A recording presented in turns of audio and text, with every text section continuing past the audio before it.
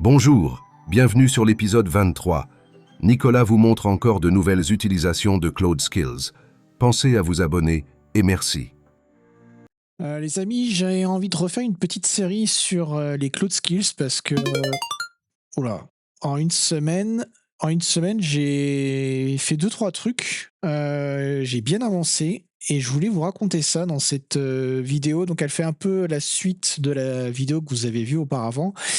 De quoi on parle? On va parler des Cloud Skills qui sont des choses super intéressantes pour booster en fait votre productivité avec Claude Code. Ça permet de faire deux choses que vous verrez, vous pouvez voir dans la vidéo précédente à celle-ci.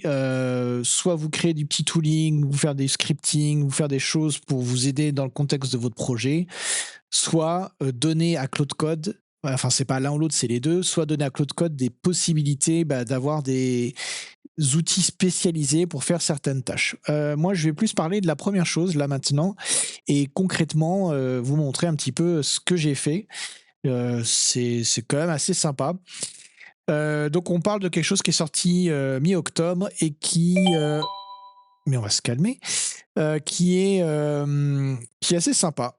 Comment ça se passe déjà? Si vous voulez avoir une idée de à quoi ça ressemble, vous allez sur le site d'Anthropic, le site GitHub, vous allez dans la partie Skills et vous allez tomber sur ce projet-là. Si je chargeais la bonne page, ça serait vachement mieux. Vous pouvez installer la marketplace d'Anthropic et ensuite vous allez pouvoir installer des paquets de plugins et donc ces plugins contiennent des skills. Je sais, vous avez rien compris, mais c'est pas grave, je vais vous montrer. Regardez, regardez, regardez. On fait plugin, hop, ici. Donc là, j'ai démarré Claude Code.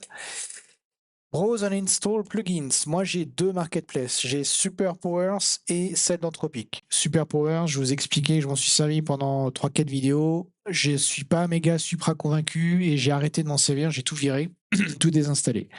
Anthropic, là-dedans, il y a une chose qui va nous intéresser pour ce qui va suivre dans quelques minutes sur la vidéo, c'est dans la partie des skills d'exemple. Je vous recommande de l'installer si vous ne l'avez pas fait parce que là-dedans, il y a skills qui permet de créer une skills, une meta skills. Concrètement, de quoi on parle? On va vous parler de ce petit fichier qui s'appelle Skill Creator, qui est une skills de Claude Code qui permet de créer des skills. Et je vous conseille vraiment d'utiliser ça parce que j'ai voulu le faire moi-même à la main. C'est pas super facile à faire et quand vous passez par cette skills, vous avez tout de suite un résultat qui est vachement plus sympa. Faites-moi confiance, j'ai le même à la maison comme les vendeurs d'aspirateurs. Qu'est-ce que j'ai fait moi? Je vous avais déjà raconté Weekly Stat, donc je vais pas revenir dessus. Et je vous ai parlé de mon Registration Debugger dans la vidéo précédente à celle-ci. Et depuis que j'ai commencé à mettre la main dedans, j'avoue que j'ai de plus en plus d'idées et de trucs assez sympas. Moi, mon usage, en fait, c'est quoi? C'est dans mon projet de la billetterie de Devox France, dans mon projet écrit en Go avec ma base Redis. Grâce à ce système-là, en fait, je me fais du tooling, je me fais des outils qui me permettent de booster réellement ma productivité. J'ai souvent besoin de générer des données d'exemple, donc des inscriptions avec certains états, notamment pour faire du debugging, pour comprendre des cas ou ce genre de choses. Donc moi, en tant qu'humain, j'ai ce besoin-là. Et Claude Code, quand il travaille, il a lui aussi parfois besoin de créer des inscriptions, de créer des factures, de créer des personnes qui achètent des places. Du coup, qu'est-ce que j'ai fait? Et ça suffit Claude Code. Excusez-moi, mais il insiste lourdement. Voilà, je baisse le son. Moi, ce que j'ai fait, du coup, c'est que j'ai créé cette skill, ce qui permet donc, nous allons voir ce qu'elle raconte. On va se mettre un peu comme ça. Voilà, on va zoomer. Donc, ma skills qui s'appelle Test Data Generator. À quoi elle sert? Elle est capable de créer des inscriptions. Comment ça marche? Allons-y. Je souhaite que tu me crées une inscription avec 3 places. Le dossier doit comporter 2 places 3 jours et 1 place 1 journée. Applique le code de promotion cyber26 underscore devox sur ce dossier-là et mets le dossier à l'état payé pour me permettre de vérifier que la facture est correctement générée. Alors, est-ce que c'est à peu près compréhensible? 3 places de nanana. Alors, on va juste corriger le code parce que je suis pas super certain qu'il le trouve, donc c'est Cyber26 Devox et payer. OK, je corrige l'orthographe et c'est parti. Et donc, vous voyez, ce que je viens de faire, bah, je parle avec mon Claude Code et je lui demande de faire des choses. Et là, en l'occurrence, bah, de me créer une inscription, donc une registration dans mon système. Voilà. Alors, qu'est-ce qu'il va faire? Il va utiliser dans mon test data generator un script, create test data. Donc là, il a raison de venir me notifier, qui prend un certain nombre de paramètres et qui va donc visiblement créer sur Redis cette inscription. Et quand il aura terminé, et comme il a terminé, parce que ça prend quelques secondes, il m'affiche un résultat. Et donc là, il m'a créé une inscription avec 2 billets combi, un billet universitaire. Il a appliqué la réduction Cyber26 underscore Devox que vous pouvez encore utiliser, qui est limitée à 50 places, à 50 billets ou 100 billets, je ne sais plus. Possible qu'il y en ait plus au moment où vous voyez cette vidéo, et qui donne 130 € de réduction.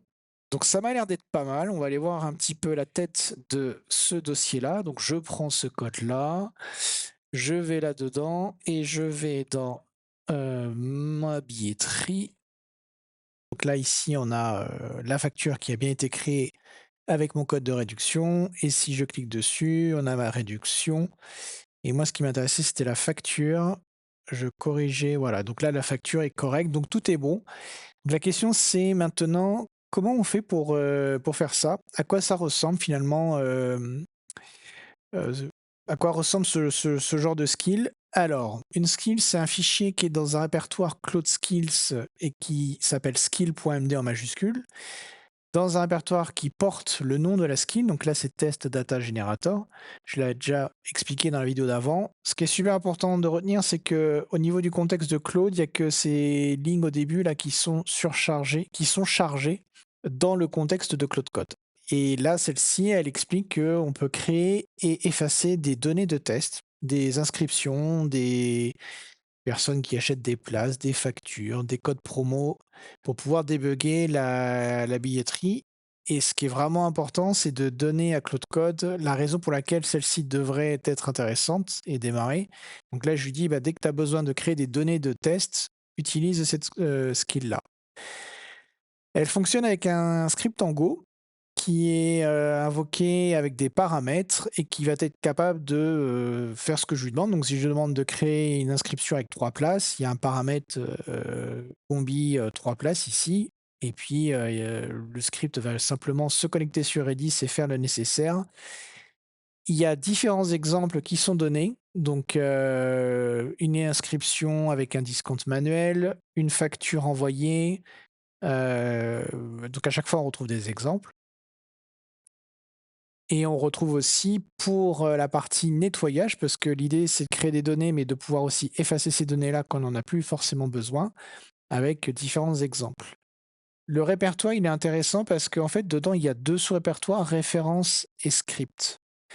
Alors la référence et script, il y a pas de normalisation, à respecter, c'est la façon dont la skill qui permet de créer les skills, l'a fait, mais il y a pas de norme particulière, mais je trouve que c'est quand même pas trop pas trop mal de ranger les données, dans des bons répertoires.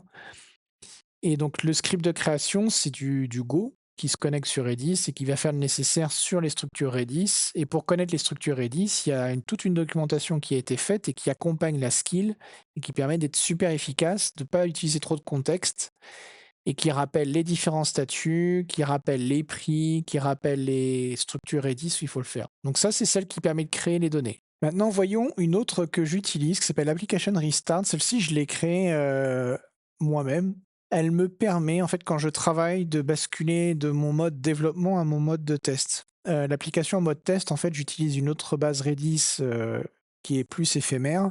Je fais tous mes tests d'intégration là-dessus, mais une fois que j'ai terminé, j'aime bien revenir sur ma base principale. Et pour faciliter ça, j'utilise R qui me permet d'auto-recharger mon application en Go. Et le truc, c'est que j'en avais un peu assez qu'à chaque fois que Claude Code se rende compte qu'il devait faire telle ou telle commande en utilisant des trucs qui sont spécifiés dans claude.md, Donc ce que j'ai fait, je lui ai expliqué en fait le problème que je voulais résoudre et je lui ai scripté la façon de résoudre. Donc moi mon problème c'est est-ce qu'il faut relancer ou pas le serveur? Pour savoir s'il faut le relancer, il faut savoir s'il y a un processus qui écoute ce port 8080, si c'est R ou autre chose. Il faut évaluer si c'est nécessaire ou pas de le faire et donc en fait, vous voyez comment ça se lie? Étape 1, étape 2. Après, selon le résultat de ton analyse, soit tu fais la 3.1, soit la 3.2 et ensuite, vérifie que tout fonctionne bien et ça, c'est vraiment bien. Depuis que je l'ai installé, je perds beaucoup moins de temps à voir Claude Code qui essaye de comprendre comment redémarrer mon serveur après un test et ça me réduit, ma feedback loop et puis, bah, pour le coup, c'est beaucoup plus efficace. Donc pensez à ça aussi, si vous voulez, améliorer votre, expérience. Dernier petit point intéressant, vous voyez qu'il y a un fichier settings.local.json qui a été rajouté ici et dans lequel on retrouve des permissions. C'est intéressant de le conserver, ça permet d'éviter de tout le temps devoir donner, la validation et de tout le temps devoir appuyer sur yes pour vos skills. Et vous pouvez même aller un petit peu plus loin, je pense que c'est ce que j'ai fait ici, je vérifie, non, perdu. Vous pouvez même aller un petit peu plus loin, par exemple, en mettant directement dans le fichier, markdown de votre skill, les outils que celle-ci a le droit d'utiliser, notamment tout ce qui est lecture, c'est assez safe, ça va rien casser. Voilà. J'espère que vous avez appris, de nouvelles choses sur les cloud skills et je vous dis à bientôt pour la suite. Merci. Merci d'avoir regardé cette vidéo. N'oubliez pas de vous abonner.